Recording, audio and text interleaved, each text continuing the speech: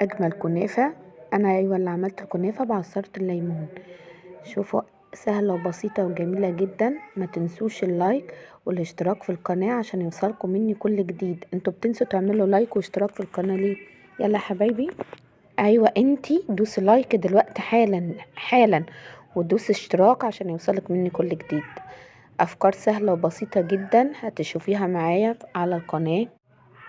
زي ما انت شايفة كده اصابع الكنافة، اي عصاية خشب، ودي اصابع الجلاش برضو بنفس الطريقة. ندهن الورقة نص ورقة وتدهنيها، تعملي نفس الطريقة اللي انا بعمل. طريقة سهلة وبسيطة جدا وجميلة وخفيفة، وتاكليها كده وانتي فرحانة ومبسوطة. يلا اعملي اشتراك في القناة واعملي لايك. هنا كنا سوينا الصينية، نجيب الكريمة ونزوقها بيها، وبألف هنا وشفا على قلوبكم. ما تنسوش اللايك والاشتراك في القناة. باي باي.